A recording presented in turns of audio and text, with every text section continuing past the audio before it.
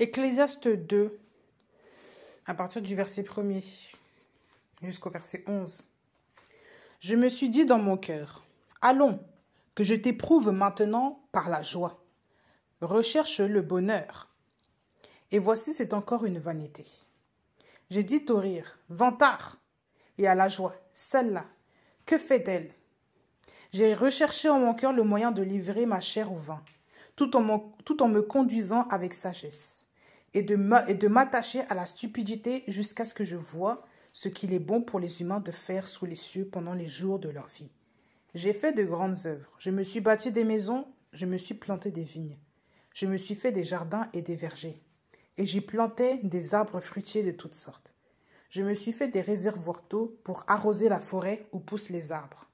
J'ai acheté des hommes et des femmes esclaves, et j'ai eu des esclaves nés dans ma maison.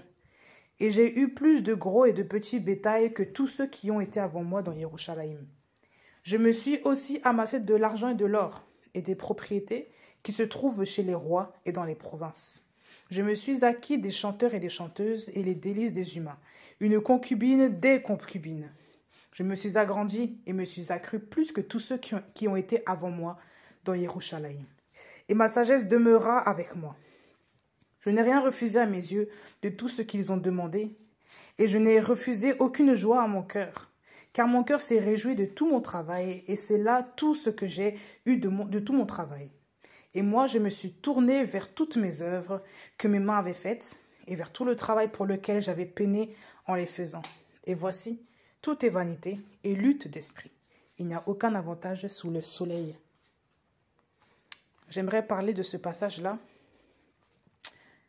parler à la jeunesse, parler à nous les jeunes, exhorter, encourager, parler à la jeunesse en ce jour qui déborde de plein de choses. J'ai vu un témoignage, j'ai juste survolé, j'ai vu l'image, le titre d'un témoignage d'une jeune fille sur YouTube qui m'a interpellée. Et cette jeune fille disait qu'elle avait 17 ans et qu'elle était déjà victime de violences conjugales. Donc 17 ans, violence conjugale dans notre pays, je ne comprends pas. Il y a beaucoup de gens, il y a beaucoup de jeunes filles qui veulent absolument croquer la vie à pleines dents, qui veulent courir avant le temps, qui veulent faire plein de choses, qui veulent être des femmes avant même d'être des femmes. Attention à ce que je dis. On est tous des femmes, on est tous appelés, surtout nous les filles, là je m'adresse aux femmes. On est appelés à devenir des femmes, à grandir, à être plus mûres. Si vous êtes des plus jeunes femmes, vous êtes appelés à devenir des femmes plus mûres, plus matures, etc. Mais sachez qu'il y a un temps pour tout. Et que le principal n'est pas le fait de courir après les choses de ce siècle. Parce qu'à force de courir après les choses de ce siècle, on se rend compte que ça ne sert à rien. C'est vanité tout ça. Ah oui. La vision de ce monde, c'est aussi vous focaliser. La vision du diable, ce que le diable veut, c'est vous focaliser sur les choses de ce siècle pour que vous puissiez ne plus avoir en vue les choses du ciel. Parce que le plus important, ce n'est pas les choses d'ici, d'en bas, qui périssent et qui passent. Ce sont les choses d'en haut. Voilà pourquoi Dieu dit qu'il faut rechercher premièrement le royaume des cieux et sa justice. Ça veut dire qu'il faut courir vers le royaume des cieux. Et qu'est-ce que le royaume des cieux? Ce sont les principes du Père. Qu'est-ce que le royaume des cieux? C'est la vie de Dieu manifestée. Qu'est-ce que le royaume des cieux? Il faut courir pour arracher le prix que nous devons avoir. Parce que quand nous irons au ciel, nous serons couronnés, nous serons des rois. Et nous sommes d'abord des rois spirituels. Nous sommes une prêtrise royale. C'est ce que Pierre dit, l'apôtre Pierre dit. Il nous révèle. Et nous devons comprendre que nous avons des rôles à jouer ici sur cette terre. Que tout ici, cette terre passera, mais seule la parole ne passera pas. Vous aurez un jour affaire au Dieu Tout-Puissant qui vous demandera qu'est-ce que vous avez fait. Vous aurez un jour affaire au Dieu Tout-Puissant qui fera un résumé de votre vie qui vous dira qu'en est-il maintenant? Vous aurez un jour affaire à El Elyon, à Yahweh Elohim, à Yehoshua Mashiach, qui vous demandera qu'avez-vous fait de votre vie? Courir après les hommes? Courir après les femmes? Courir après les vêtements? Courir après les bâtiments, les choses de ce siècle? Comme ici, Salomon le décrit bien. Vous courez après beaucoup de choses, mais en fait, tout est vanité. Tout est vanité.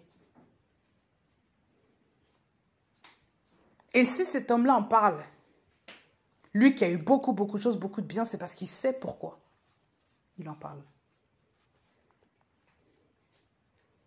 Ah oui, hein. La phrase de conclusion, c'est « Voici, tout est vanité. Hein. Tout est vanité, tout est vanité et lutte d'esprit. Il n'y a aucun avantage sous le soleil. » Pourquoi, jeune fille, vous courez après le mariage comme ça? Pourquoi courez-vous après les hommes? Au point où comment dire, vous faites tabasser, vous acceptez ça parce que vous voulez absolument montrer aux gens que vous êtes en couple, que vous avez quelqu'un qui vous aime, soi-disant, hein, devant les gens. Pourquoi? Comment dire, pourquoi souffrir pour une cause perdue? Excusez-moi de le dire. Je ne veux pas commencer à remuer la plaie ou à remettre le couteau dans la plaie pour celles qui souffrent déjà de ces problèmes sentimentaux, mais il faut qu'on se dise les choses quand même. Vous courez après qui? Après quoi? Pourquoi?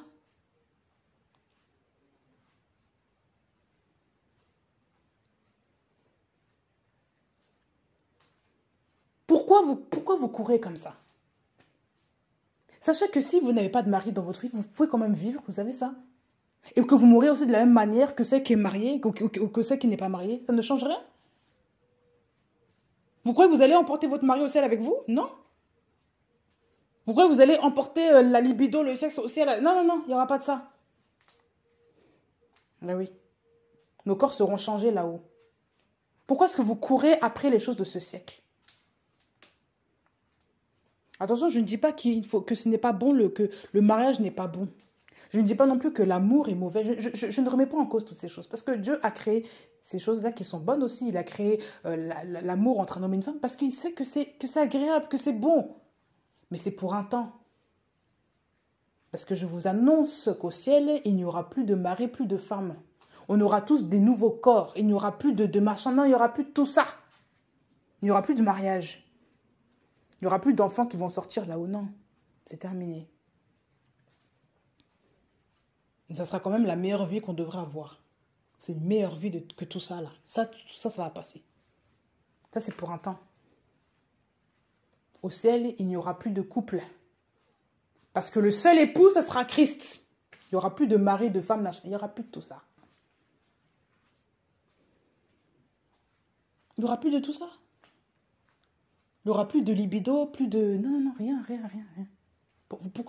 Pourquoi courez-vous après les choses de ce siècle? Pourquoi? Moi, c'est la question que je me pose. Aujourd'hui, on voit comment dire, les jeunes filles qui aiment beaucoup courir après les garçons, qui veulent se faire belles pour attirer des hommes. Et souvent des hommes qui sont bien plus âgés qu'elles, ou des hommes, peu importe. Elles veulent courir après les hommes, elles veulent imiter les femmes de certain âge, elles veulent commencer à avoir une vie de luxe comme certaines femmes de certain âge. Et à cause des réseaux sociaux aussi, à cause des influenceuses, de tout ça, eh bien on voit des jeunes filles qui veulent absolument imiter les influenceuses Instagram, etc. Et qui veulent absolument avoir le même train de vie, le train de vie de Dubaï à l'américaine, etc. Mais excusez-moi, vous croyez vraiment que c'est ça la vraie vie? N'oubliez pas que ça, c'est même des images. Et regardez même la vie de ces jeunes filles, la vie de ces femmes qui exposent leur vie tellement sur les réseaux sociaux. Regardez leur vie. Observez bien. Il y a toujours quelque chose qui ne va pas. Soit ce sont des femmes qui sont divorcées, soit ce sont des femmes qui... il y a des problèmes en tout genre. Dans leur âme, elles ne sont pas bien. Voilà pourquoi elles comblent ce mal-là à travers tellement de bien, tellement elles recherchent absolument la richesse. Elles recherchent absolument l'amour, les honneurs. Elles recherchent les likes, les j'aime. Parce qu'elles veulent combler un manque qu'elles n'ont pas. La présence de Dieu. Vous n'avez pas compris. Voilà pourquoi elles se font la chirurgie. Elles changent leur corps parce qu'elles ne s'aiment pas. Non pas parce qu'elles doivent être détestables. Parce qu'elles sont détestables. Non, c'est pas pour ça. Parce qu'elles n'ont pas l'amour d'elles-mêmes. Et comment on peut s'aimer? Il n'y a qu'en Christ qu'on peut s'aimer. Parce que une voiture, il n'y a que envers votre Créateur que vous allez retrouver votre identité propre, que vous allez vous aimer tel que vous êtes. Parce que celui qui vous a créé, vous a aimé tel que vous êtes. Donc pour retrouver cet amour-là que vous avez perdu dans le monde, il faut le retrouver auprès de son Créateur, qui va vous combler encore de son amour. Observez bien ces jeunes femmes. Je ne condamne pas ces jeunes femmes, attention, hein, parce qu'elles ne connaissent pas le Seigneur. Mais observez bien la vie de ces jeunes femmes. Elles exposent leur corps. Vous ne voyez pas que il leur manque, elles cherchent l'attention, l'amour des gens. Quand on gratte un peu souvent, c'est parce que on voit que les parents sont absents. Ce sont des filles qui ont grandi ailleurs. Les parents ne les ont pas aimées suffisamment, il n'y a pas eu quelque chose, donc elles sont parties courir dans les bras d'un garçon.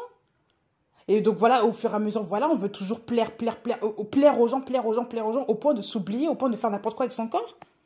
Pour que les gens nous aiment, pour que les gens nous montrent de l'attention.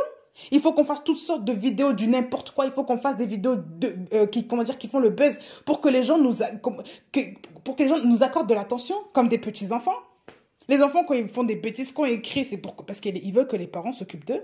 Vous voyez pas qu'il y a des problèmes depuis l'enfance, qu'il y a des problèmes depuis la racine de ces gens-là? Vous voyez pas que ce sont des problèmes qui sont ancrés? Vous croyez vraiment que les gens, comment dire, qui ont de l'assurance, qui ont des projets de vie, ont le temps pour faire ça?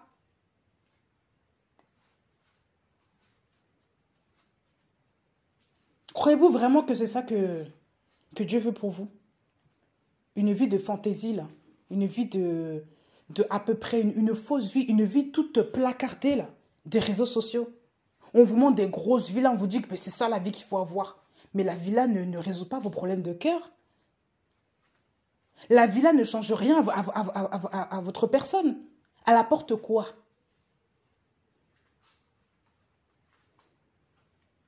Vous allez dire, oui, on me regarde parce que oui, j'ai une villa, oui, on me regarde parce que j'ai l'argent, on me regarde parce que... voilà, mais non, mais est-ce que c'est ça qui change? Est-ce que c'est ça qui va faire que tu seras mieux demain? Tu vas voir que c'est ça qui, comment dire, c'est passager. Ça ne change pas. Si tu es triste dans ton cœur, tu as beau t'acheter une villa, la tristesse va revenir autrement, quelque chose. En fait, ce sont des sources, comment dire, qui sont tarissables. Vous ne comprenez pas. Ce monde-là va passer. Si aujourd'hui une bombe tombe sur ta villa est détruite, il n'y a rien. Si aujourd'hui une bombe tombe sur ta voiture, sur ta belle voiture là que tu as achetée, sur ta voiture qui est tellement dernier cri là. Si aujourd'hui une bombe, ta voiture, ce bout de tôle là, c'est rien. La casse, fourrière. Tout est vanité. Vous comprenez pas? Tout est vanité. Le luxe de la vanité. Ne cherchez pas à ressembler aux filles et aux femmes de ce monde qui veulent absolument montrer elles associent leur bien-être aux richesses. Mais quand vous grattez un peu dans leur vie, je vous assure, ce sont des gens qui dépriment, qui se droguent, qui ne sont pas bien dans leur peau, qui ont des problèmes de couple terribles. Le mari les a trompés, la femme les a trompés, les enfants ne sont pas bien éduqués, ils ne voient même pas leurs enfants, ils ne peuvent pas sortir librement parce qu'ils ont toujours des gardes du corps, tellement ils sont connus, ils ne sont pas libres. Vous allez gratter un tout petit peu dans leur vie, vous allez voir que réellement ils vous font croire, ils font même des émissions de télé pour vous faire croire qu'ils sont libres, pour vous montrer une image de leur vie, ils ne sont pas libres. Quand vous grattez un peu, ce sont des gens qui ont des troubles terribles. Ils sont bipolaires, ils sont bizarres, ils ont des caractères, souvent il leur manque, voilà, ils sont pas satisfaits. Parce qu'il leur manque quelque chose, il leur manque quelqu'un. Pourquoi est-ce que souvent les gens deviennent riches, c'est là ils vont tromper les gens facilement? Vous croyez vraiment que, alors que quand c'était pas riche, ils sont toujours restés avec la femme. Mais dès qu'ils ont commencé à avoir un petit peu d'argent, ben voilà, on commence à tromper, on commence à faire n'importe quoi. Ils ne sont pas satisfaits. Parce qu'ils n'ont pas goûté l'eau de vie. L'eau de vie qui est Yoshua Mashiach, qui est Jésus-Christ. L'eau de vie qui est une source intarissable. Parce que quand tu bois l'eau de vie, tu ne vas jamais aller chercher un autre homme. Regardez même le passage avec la femme samaritaine. On va le prendre tout de suite. Pour ceux qui ne connaissent pas, et même qui ne comprennent pas. Jean 4. Jean 4, ou Yohanan 4, à partir du verset 4. Or, il lui fallait passer par la Samarie. Il arriva dans une ville de Samarie, nommée Sichar, près de la terre que Jacob avait donnée à Joseph, son fils. Or là se trouvait la source de Jacob.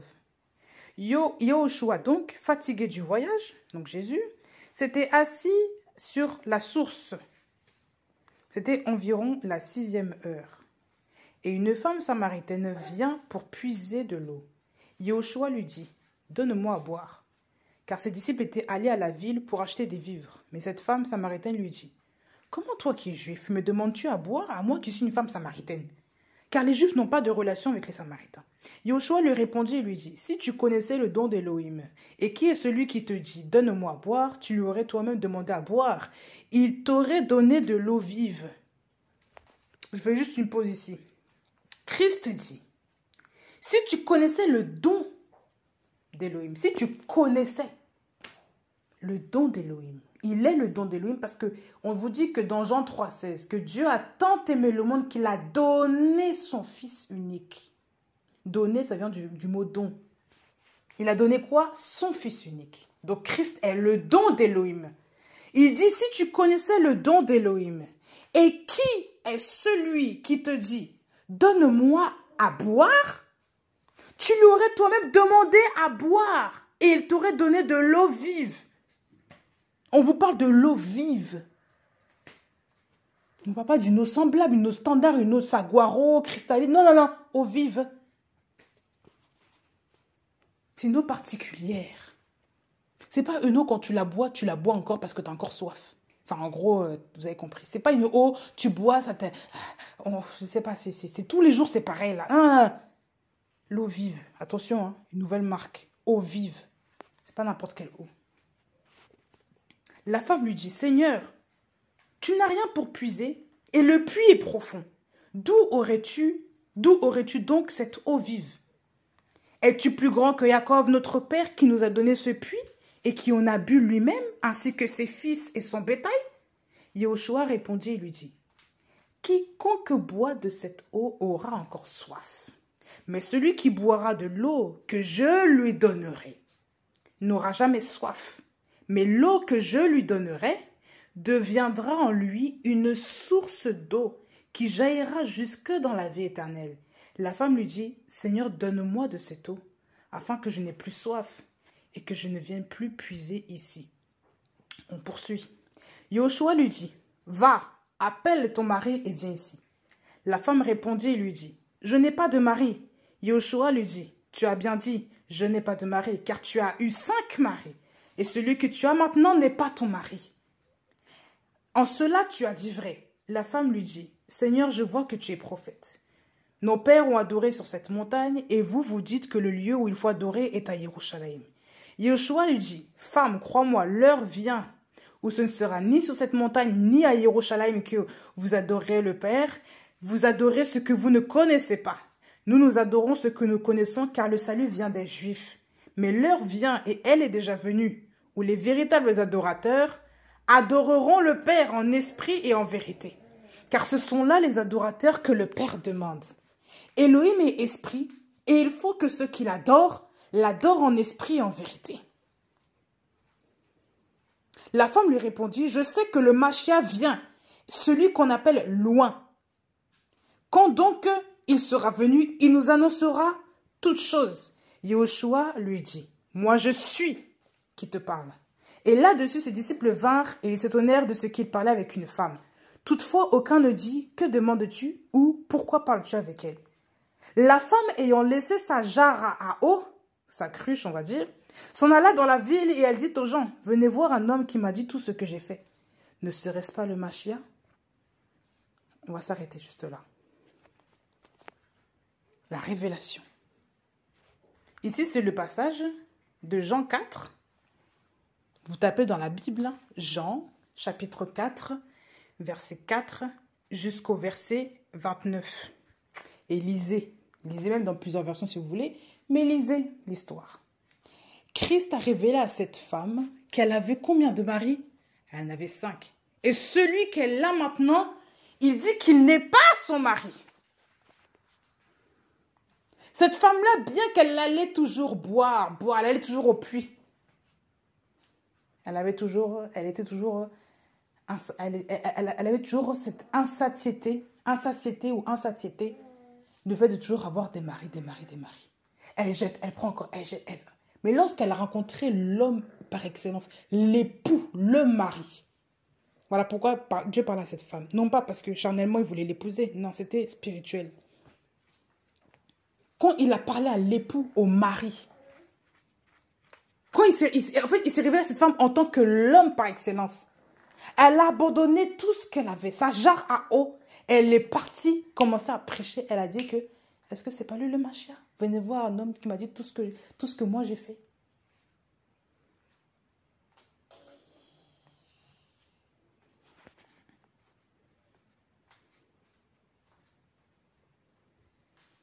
Elle a abandonné sa jarre, abandonné ses coutumes, ses habitudes.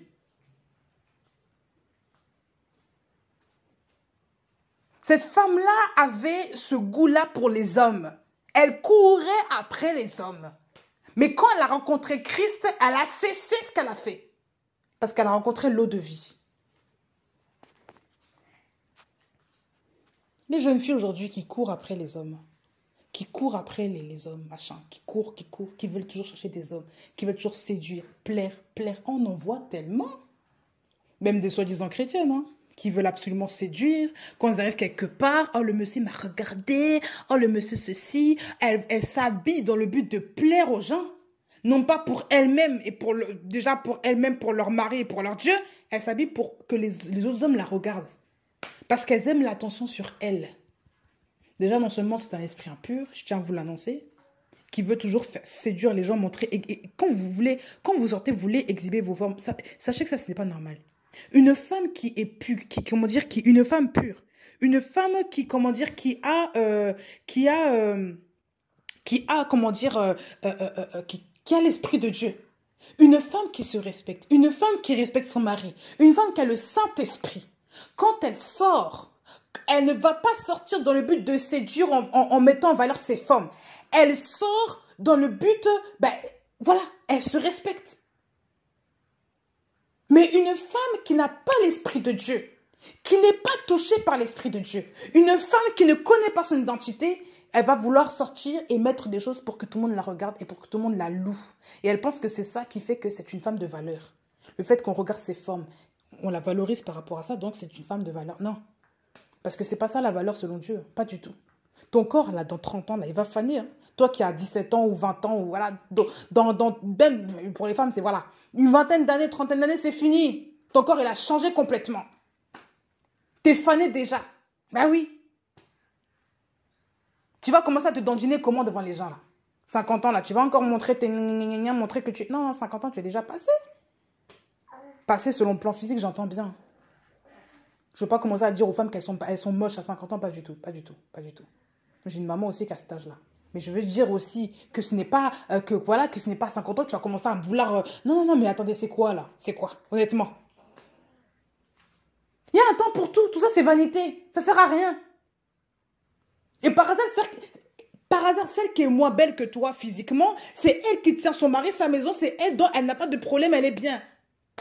Mais toi, là, par hasard, qui est comme ça, qui est bien fourni, qui est bien charnu, quand à chaque fois que tu viens avec un homme, cet homme-là ne reste jamais. Tu vois pas qu'il y a même un problème?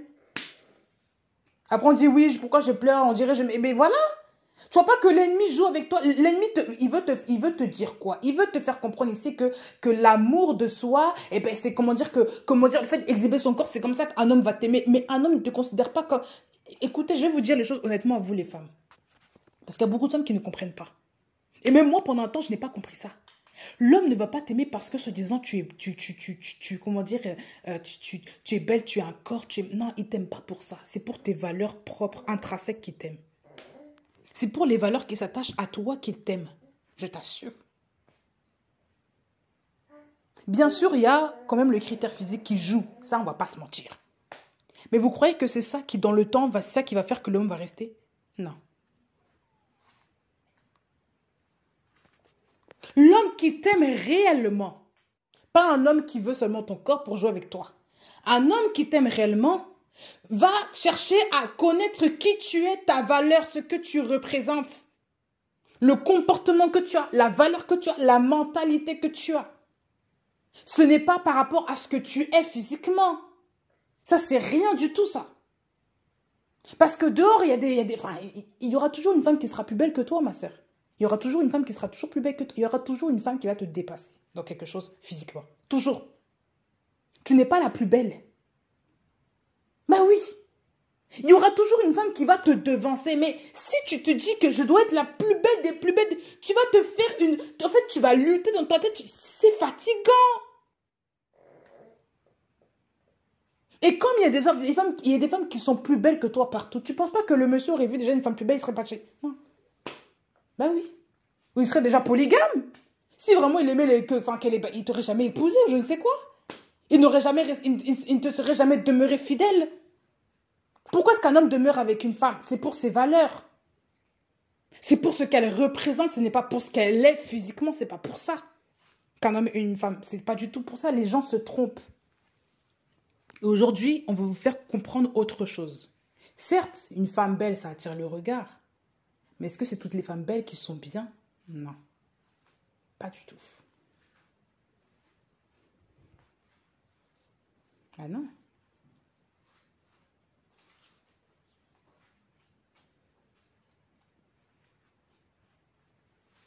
Quand on parlait de la grande Babylone, là, dans l'Apocalypse, là. Quand on parlait de la grande Babylone, là. Babylone la grande. Vous comprenez pas, hein? Quand on parlait de Babylone la grande, là, tout ça, là. Vous pensez que voilà, non, voilà, c'est une femme qui était moche. Non, non, non, non. Pourquoi est-ce que tout le monde se tourne vers ça? Pourquoi est-ce que tout le monde se tourne vers voilà. Il faut voir.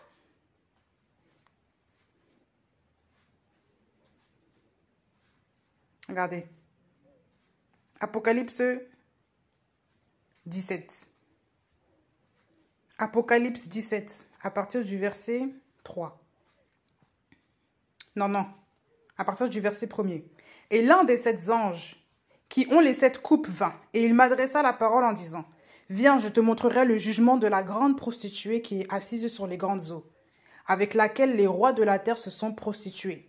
Et ceux qui habitent sur la terre ont été enivrés du vin de sa relation sexuelle illicite. Et il me transporta dans un désert en esprit, et je vis une femme assise sur une bête, couleur d'écarlate, pleine de noms de blasphème, ayant 7 têtes et 10 cornes. Et la femme était vêtue de pourpre, d'écarlate, parée d'or, de pierres précieuses et de perles, ayant dans sa main une coupe d'or pleine d'abominations et des impuretés de sa relation sexuelle illicite. Et sur son front un nom écrit, Mystère, Babel la grande, la mère des prostituées et des abominations de la terre. Et je vis cette femme ivre du sang des saints et du sang des témoins de Yeshua. Et en la voyant, je fus étonné d'une grande admiration. Et ensuite, au verset 7, on dit, et l'ange me dit, il dit à Jean, hein, pourquoi es-tu dans l'admiration? Je te dirai, moi, le mystère de la femme et de la bête qui la porte, qui a les 7 têtes et les 10 cornes. Je vais juste faire une pause ici. Je vais m'arrêter ici. Cette femme-là, même l'apôtre qui a reçu la révélation de l'Apocalypse, eh ben, il avait vu qu'il a eu cette femme-là, il était dans l'admiration. Parce qu'en fait, c'était une femme qui ne ressemblait pas aux autres femmes. C'était une image, bien sûr, c'était une femme qui ne ressemblait pas aux autres femmes. Et ici, on la décrit bien. On vous dit ici que elle est vêtue de pourpre, d'écarlate, d'or, pierres précieuses, de perles, machin. On vous parle ici de l'image du monde. À l'époque, pourpre et écarlate sont des adjectifs qui définissent aussi le luxe. Et on vous dit bien que c'est la mère des prostituées. Elle s'appelle Babel la grande, la mère des prostituées. Observez l'accoutrement des prostituées. Observez même l'accoutrement des femmes aujourd'hui. Elles sont toutes pareilles. Elles veulent toutes les mêmes cheveux. Il faut toutes avoir des cheveux lisses. Il faut toutes avoir un style de maquillage comme ça. Il faut faire les mêmes styles de coiffure, les mêmes styles les vêtements pareils. Si les vêtements à la mode est dénudé, il faut que toute femme soit dénudée. C'est toujours la même chose. Observez bien. Il n'y a rien qui change. Rien. Il faut que la femme soit pareille. Si elle n'est pas dans les codes, elle n'est pas belle. Elle n'a pas de valeur. Il faut que la femme ait de l'or, des perles, machin, de l'argent. Il faut qu'elle roule sur l'or. Il faut qu'elle ait telle tenue, la marque, telle marque, telle marque, telle marque. Il faut qu'elle se change le nez pour pouvoir avoir le nez de Beyoncé, le nez de je ne sais qui, là, de Kim Kardashian, je ne sais quoi. Il faut qu'elles aient toutes le même nez. Il faut qu'elle ait tout un nez fin. Il faut qu'on fasse un maquillage comme ça. Il faut que les fesses soient comme ça. Les seins soient comme ça. Il faut que le corps soit comme ça. Il faut que le buste soit comme ça. Il faut que tout soit comme ça. C'est pour ça que de plus en plus d'hommes convoitent les autres femmes, tombent dans l'adultère ou même sont séduits parce que les femmes s'exhibent de plus en plus. Et comment dire, de toute façon, la séduction, c'est démoniaque déjà de base, mais on peut comprendre que c'est un charme qui est vraiment envoûtant, que c'est de la sorcellerie. Parce qu'on vous dit que les rois de cette terre se sont enivrés avec elle. Ça veut dire que cette beauté-là, ce luxe-là, cette apparence-là rend les hommes fous. Vous comprenez? Ça rend les hommes ivres, fous. Ben oui. Ceux qui habitent sur la terre ont été enivrés du vin de sa relation sexuelle illicite. Ceux qui habitent sur la terre, tous ceux qui sont dans le clan de l'ennemi, ils vont obligatoirement vouloir admirer cette femme, admirer la vie de luxe, admirer tous les spots du monde, admirer l'image de ce monde et vouloir devenir comme elle. Ils sont dans l'admiration, ils sont dans la contemplation. C'est pour ça que l'ange dit ensuite à Jean, mais pourquoi es-tu dans l'admiration? Et après il dit, je te dirai moi le mystère de la femme et de la bête. Ça veut dire qu'il y a un mystère derrière. C'est une énigme, c'est caché. Et il va lui révéler ensuite. Et si on regarde au verset 8, c'est marqué quoi? La bête que tu as vue était et elle n'est plus. Elle doit monter de l'abîme et aller à la destruction. Et ceux qui habitent sur la terre, ceux dont les noms n'ont pas été écrits dans le livre de vie depuis la fondation du monde, seront dans l'admiration en voyant la bête parce qu'elle était et elle n'est plus, bien qu'elle soit. Est-ce que vous comprenez ici? Observez bien ici. Ici, il révèle la vérité derrière l'image, derrière cette femme-là, Babel la Grande. Il révèle la vérité. Il dit que, en fait, elle est venue et elle va aller à la destruction. Et ceux qui n'ont pas les noms écrits dans le livre de vie depuis la fondation du monde, mais ils seront dans l'admiration en la voyant. Ça veut dire qu'ils vont être dans la contemplation, ils vont finir par adorer la bête et celle qui monte dessus. Ils vont finir par l'adorer. Ils vont être dans l'admiration en voyant cette femme-là. Cette femme-là qui représente aujourd'hui tout ce qui est le luxe. On vous parle, quand on la décrit, regardez bien, on vous parle pourpre. Elle est vêtue de pourpre, écarlate, parée d'or, de pierres précieuses, de perles. Elle a, ayant dans sa main une coupe d'or, mais remplie, pleine d'abominations, et d'impureté de sa relation sexuelle illicite. Donc, il y a des abominations. Quand vous voyez souvent les gens qui roulent sur l'or, mais il faut voir qu'est-ce qu'ils font dans le secret pour avoir cet or-là. Excusez-moi, mais je vais dire certaines choses là. Quand vous voyez les princes arabes là, les princes cathares, je ne sais quoi, qui ont de l'or à n'en plus finir là, regardez bien là, qu'est-ce qu'ils ont fait. Souvent, même les stades, il y a même eu des polémiques par rapport à la dernière Coupe du Monde. Ils ont dit que oui, il y a des gens qui sont partis travailler là-bas, mais il faut voir comment ces gens-là sont payés. Pour faire les stades, tout ça, il faut voir comment ils sont payés. Il faut voir comment est-ce que ces gens-là sont maltraités dans ces pays-là souvent. Qui roulent sur l'or, qui montrent l'or, il faut voir quelles sont les âmes qui sont tuées, les âmes qui sont maltraitées pour avoir cela. Alors que tout le monde parle du droit de l'homme. Vous pensez que ça c'est normal?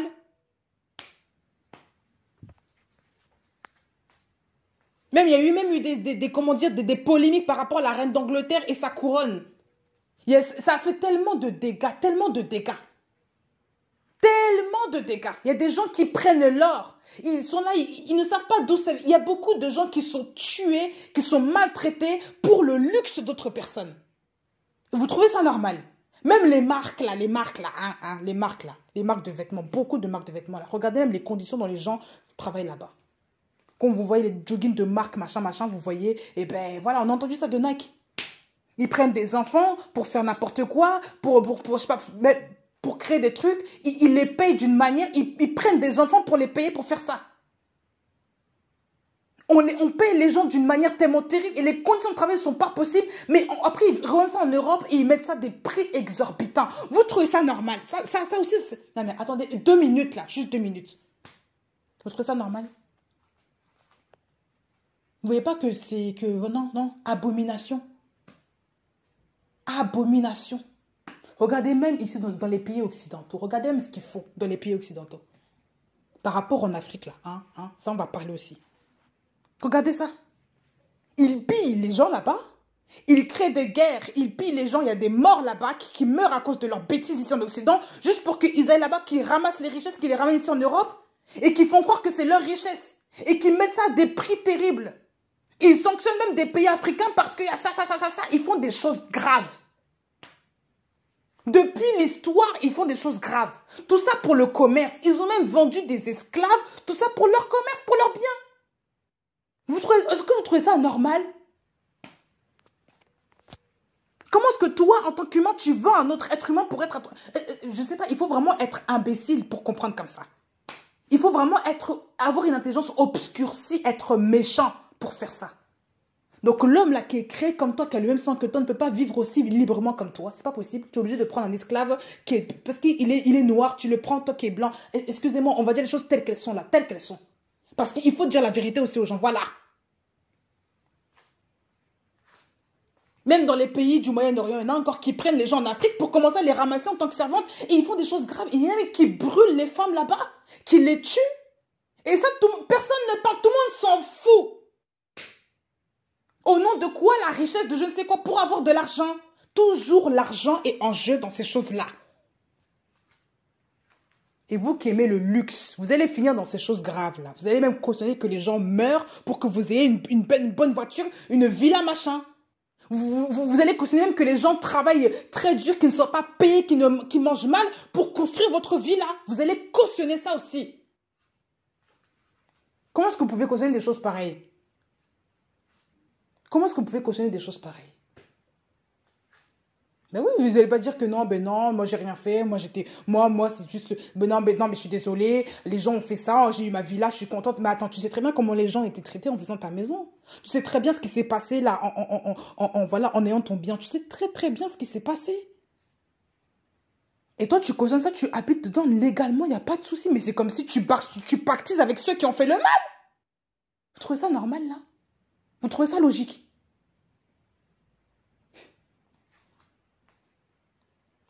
Les gens n'ont plus d'amour, les gens n'ont plus de conscience, les gens n'ont plus de... Ils n'ont plus de scrupules, ils s'en foutent.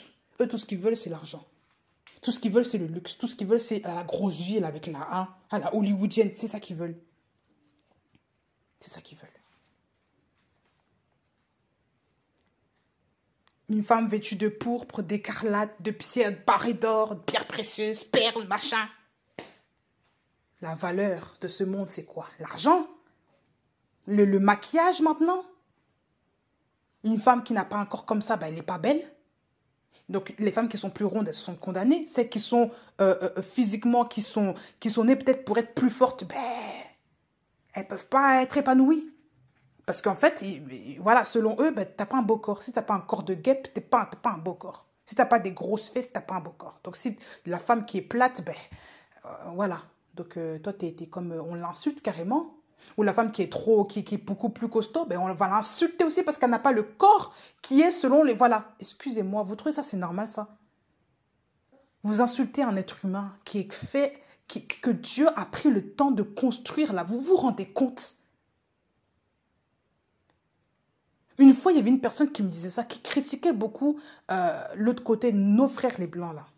Il critiquait, la personne critiquait, disait des choses. Oui, ils n'ont pas la bonne peau, ils sont comme ça. Et j'étais tellement triste dans mon cœur, tellement irritée. Je lui dis, mais tu ne peux pas dire ça. Tu ne peux pas dire ça. Regarde même la beauté souvent de ces gens. Quand tu vois des femmes qui sont claires, qui sont blondes avec des yeux bleus, mais c'est magnifique à voir, il faut le dire. Il ne faut pas avoir honte, il ne faut pas commencer à haïr les gens parce que soi-même on ne s'aime pas. Ce n'est pas bon. Il faut apprendre à aimer. Vous savez, quand vous vous aimez, vous allez apprendre à célébrer les autres. Vous allez apprendre à remercier même Dieu pour la beauté de l'autre. Je vous assure. Moi, quand je regarde souvent, même les enfants, quand vous regardez même la beauté même les gens en général, mais quand même on regarde la beauté des bébés, la beauté des bébés africains, des bébés avec des cheveux crépus, des bébés avec des blonds aux yeux bleus, mais c'est magnifique. Et moi, une fois même, je me plaignais devant ma mari, je me disais, je me disais à mon mari, hein, chéri, je ne pourrais jamais avoir un petit bébé blond aux yeux bleus, parce qu'on n'est pas comme ça. Mais c'est magnifique quand tu vois un bébé comme ça. Je ne dis pas que j'aime pas mon fils, mais c'est tellement mignon. Tu dis, ça c'est la grâce que j'ai pas eu cette grâce-là, d'avoir un petit bébé blond aux yeux bleus. Je ne peux pas, parce que je suis noire. C'est pas possible, mon mari n'est pas blanc. Il y a des gens qui ont la grâce d'avoir ça, et d'autres aimeraient avoir des bébés métis. Mais on célèbre ça. Il faut célébrer ça. C'est une grâce d'avoir des... C'est beau, il faut le dire. C'est beau. Et quand on voit même l'étendue des gens, quand tu vois des femmes qui sont très noires, d'autres qui sont plus claires, d'autres qui sont blanches, d'autres qui sont plutôt type rouge, jaune, enfin asiatique ou indienne, tout ça. Mais c'est magnifique. Et quand vous voyez la beauté de ces femmes-là au naturel, vous voyez la beauté. Réellement, vous voyez une beauté. Vous voyez la beauté. Vous croyez que la beauté est coincée dans le maquillage? Le maquillage a toujours besoin d'une face pour commencer à exister.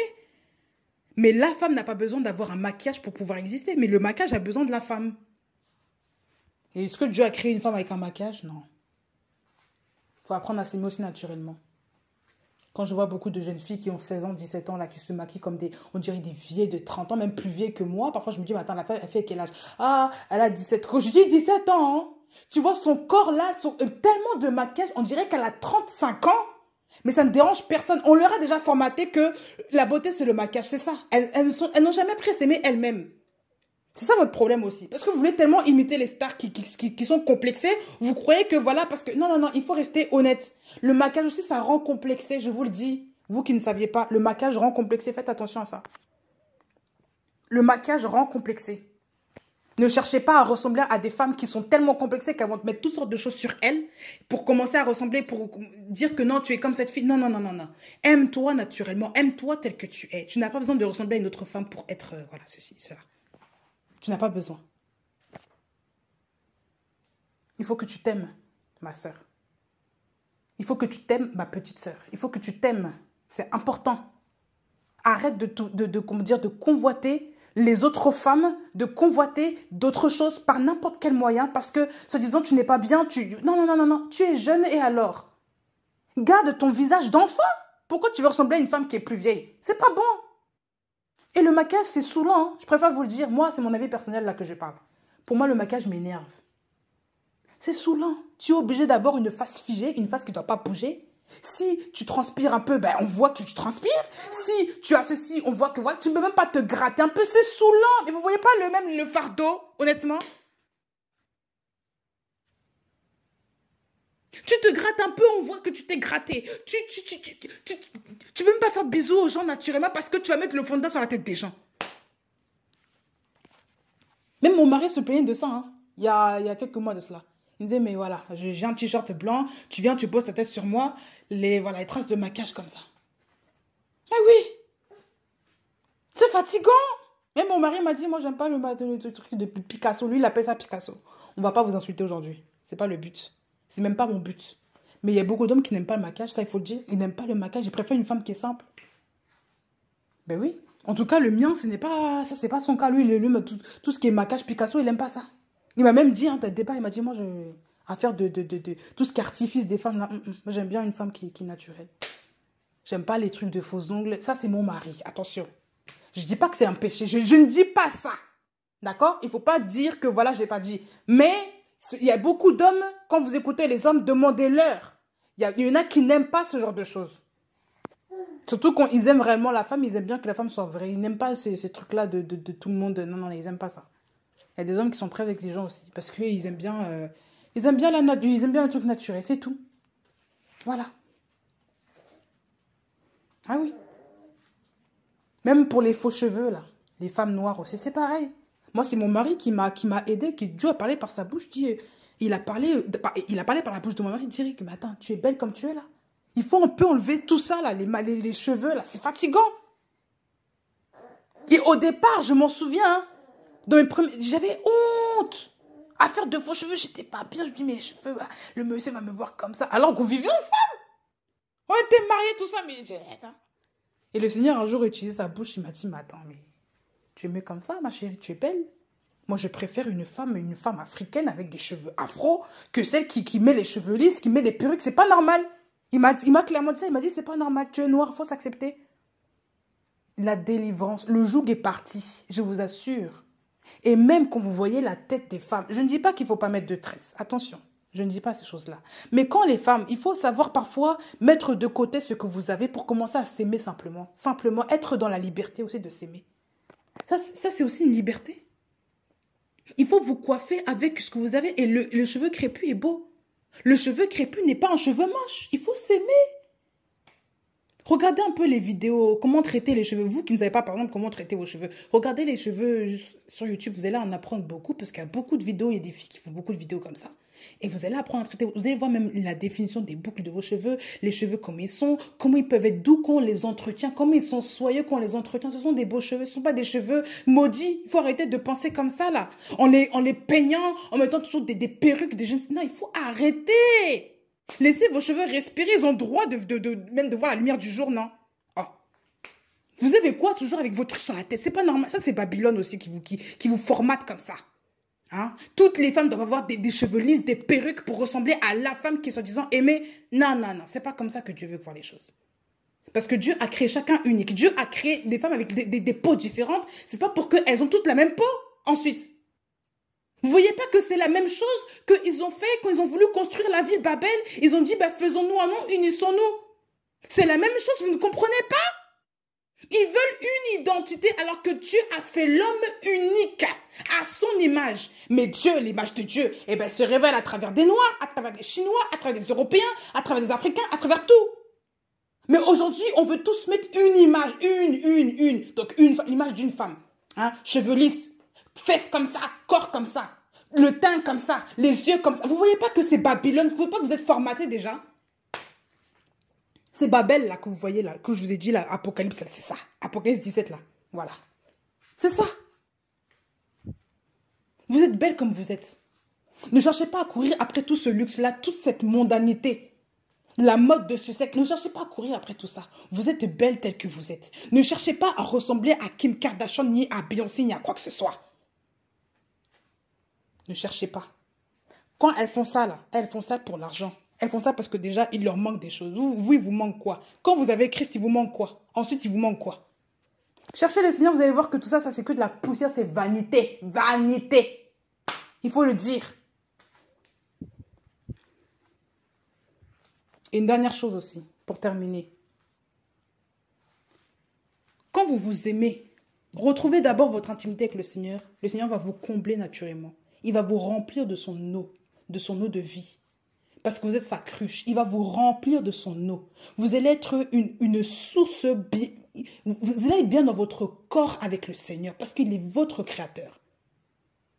Il est votre créateur. Et vous ne serez plus perturbé par les hommes. Donc si toi, ma sœur, un homme, toi qui es chrétienne, toi qui connais ton identité, un homme ne veut plus de toi demain. Tu n'es pas marié avec lui, j'entends bien. Et un homme ne veut plus de toi demain. Il veut partir, tu le laisses partir. Même toi, jeune fille, toi qui aimes bien, tu aimes bien les garçons, ne cours pas après les garçons.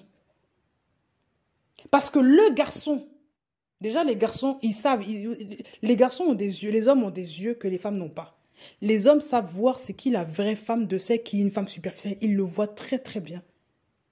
Ils préfèrent même aller avec une femme qui est moins belle mais qui a des valeurs parce qu'elle restera stable que l'autre qui n'a pas de valeur et qui va se laisser embarquer partout et n'importe quoi. Parce qu'ils savent très bien que déjà elle est déjà croquée par la vie. Voilà, ça c'est juste de la façade, ça c'est juste pour le plaisir. Mais la vraie femme c'est celle qui n'a pas tout ça mais qui pourrait être la mère de mes enfants. L'homme pense comme ça. L'homme ne pense pas à celle qui est superficielle. Il ne voit pas ça. Il ne voit pas ces choses-là. Je vous assure.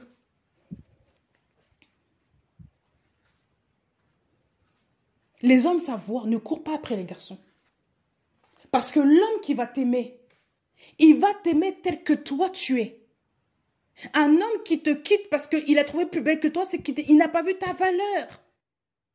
Il s'est basé sur le physique, mais il n'a pas vu ta valeur. Mais celui qui va t'aimer, il va t'aimer toi, ta beauté physique et la valeur que tu as. Ça va être un trophée pour lui. Ne cherche pas les hommes. Ne cours pas après ça. Non, non, non. Ne cours pas après les garçons. Ça ne sert à rien.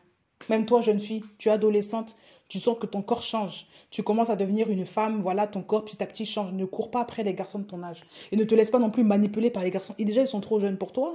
Il faut que tu attendes de mûrir pour commencer à songer même à être avec un homme. Mais il faut que tu laisses aussi le Seigneur t'émonder et te donner l'identité que tu dois avoir. Tu es dans un temps où tu dois être formée en tant que future mère. Tu n'es pas mère déjà. Tu n'es pas déjà en proie, en chemin pour te marier ni pour être... Voilà. Tu es à l'école, tu es étudiante, mais reste étudiante. Accepte ta condition. C'est ça aussi connaître son identité. C'est qu'il y a un temps pour tout. Tu es étudiante, tu es une enfant. Pourquoi tu veux aller te dandiner avec les garçons déjà là? C'est quoi ça? Ça, c'est du désordre. Quand tu fais les études, tu termines les études. Ensuite, tu trouveras le monsieur. Ben voilà, parce que tu es concentré à faire autre chose. Comment tu peux te construire déjà à avoir un mari, machin, et tu es là, tu mélanges tout. Mais c'est pas normal. C'est pas normal. Non. Quand tu travailles, oui, tu commences à avoir une vie stable, voilà, tu t'installes dans ta vie, c'est normal. Mais chaque chose en son temps. Moi, je vous ai raconté déjà mon témoignage dans une autre vidéo avant, là. Les premières vidéos que j'ai fait.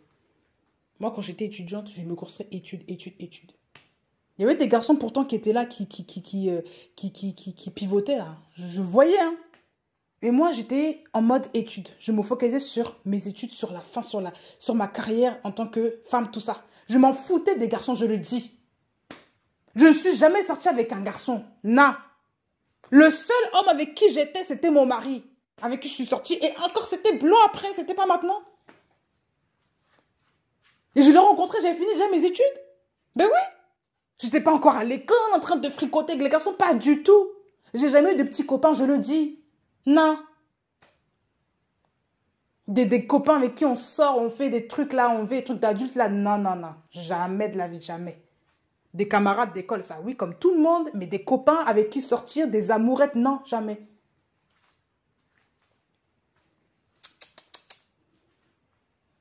Et même quand tu es séduit par un garçon, quand tu vois qu'il y a un garçon qui est très mignon, qui est très beau, qui te regarde, tu vois vraiment que le monsieur là, nanana, et que le garçon là, voilà. Toi, tu connais le Seigneur. Et même, écoutez même ce conseil-là, jeune fille en général. Tu connais le Seigneur. D'accord? Toi qui es une fille chrétienne. Tu sais que ce n'est pas le temps du mariage. Parce que le Seigneur dans ton cœur va te le faire savoir. Il dit, fais taire ça. C'est pas le temps. Tu demandes au Seigneur de fermer ton cœur, de fermer tes yeux et de te focaliser sur cette chose-là. Et parfois, il faut parler honnêtement. Il ne faut pas commencer à dire, écoutez des prières bizarres que les gens vous disent de faire. Non, non, non. Tu parles clairement. Tu dis, Seigneur, c'est quoi cette situation? C'est quoi? C'est quoi? Et le Seigneur va te répondre, ce n'est pas le temps du mariage. C'est le temps pour les études. Ce garçon-là, il est certes beau, mais ce n'est pas le temps et ce n'est même pas lui. Il peut te répondre comme ça, clairement.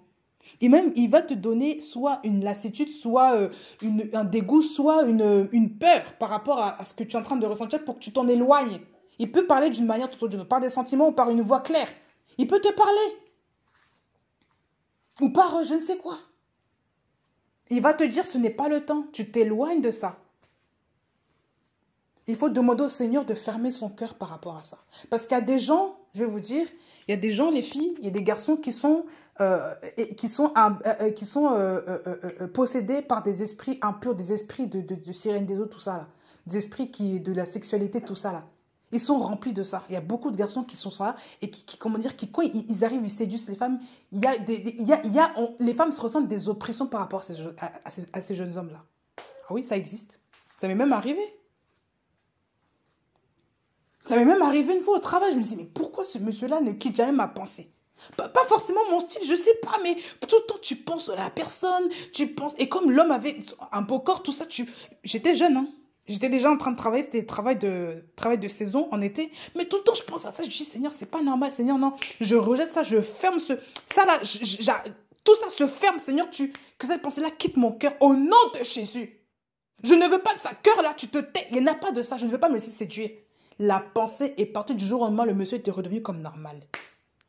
Je vous assure, il y a des gens. Il ne faut pas croire seulement que c'est ton cœur. Oui, il faut que tu l'aimes. Il faut absolument... Non, parfois c'est spirituellement qu'on voit ces choses-là. Parfois, oui, le corps est attiré. Le corps trouve que l'homme est beau. Oui, certes. Mais il n'y a pas une pression inépuisable comme ça. Mais quand vous ressentez vraiment des oppressions spirituelles bizarres, là, prenez autorité. Ah oui, oui, oui, oui, oui. Même fille de Dieu, même si tu as 1 an, même une semaine de conversion, tu as autorité.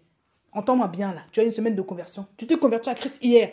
Tu as l'autorité aussi pour dire certaines choses. Il faut déclarer ça au nom de Jésus. Tu entends? Au nom de Jésus, tu déclares ça.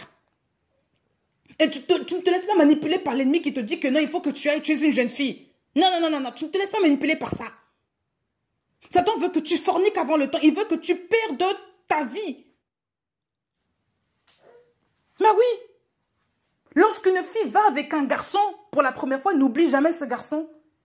Parce que Dieu a fait les choses exprès pour que ça devienne son mari. Mais quand tu fais les choses en dehors, ben voilà pourquoi il y a des blessures de l'âme qui sortent. Voilà pourquoi il y a des blessures qui sortent en désordre. Alors que Christ est venu, il est mort là pour que nos blessures, on ne puisse plus les porter, mais que lui-même porte nos blessures. C'est lui qui a porté nos blessures, qu'il a porté ça sur son dos, il a porté ça à la croix. Ne vous laissez pas manipuler par l'ennemi, s'il vous plaît. Même vous, les femmes plus âgées, plus mûres, qui ont plus d'expérience dans la vie, ne vous laissez pas intimider non plus par des hommes qui viennent vous charmer tout le temps. Ne vous laissez pas. Vous prenez autorité. Je vous assure, je me rappelle même encore d'un témoignage. Quand j'étais jeune, quand j'étais étudiante, un garçon qui me pressait tout le temps, il me fatiguait. Au point même, il m'insultait parce que je faisais comprendre que je n'étais pas intéressée par lui. Donc, du coup, comme il a vu que je n'étais pas intéressée, j'étais maintenant devenue son souffre-douleur. Il m'insultait, tout le temps, il me lançait des pics. Il était oppressant, mais en permanence. Je n'en pouvais plus. Même les gens croyaient qu'on sortait ensemble. Je dis, mais je ne sors pas avec lui, je ne veux pas de lui. Il ne m'intéresse pas. Il est gentil, mais il ne m'intéresse pas. Et c'était tout le temps pareil. Il était fâché même du fait que je parle à d'autres garçons de la classe alors qu'il n'y avait rien. Il n'était pas content. Un jour, j'ai prié, j'ai pris autorité. Je suis rentrée chez moi, j'ai prié, j'ai dit Seigneur, je ne veux pas tomber amoureuse de ce garçon. Je ne veux pas non plus je ne veux pas de ce charme-là parce que c'était pas un garçon moche, mais il me plaisait pas. Je ne veux pas de ça, Seigneur. Je ne veux plus qu'il s'approche, je ne veux plus de ça. Cette relation, je ne veux plus de ça. Je ne veux plus qu'il m'approche.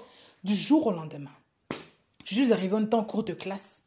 J'arrive, je lui parle naturellement, je lui parle bonjour, machin. Il ne me parle plus. Il me disait que on n'a pas le droit de se parler. On n'a pas le droit de se parler. On n'a pas le droit de se parler. On ne peut plus se parler. Du jour au lendemain, alors qu'il y a peu, j'ai fait la prière que je ne voulais plus que ce jeune-là me parle.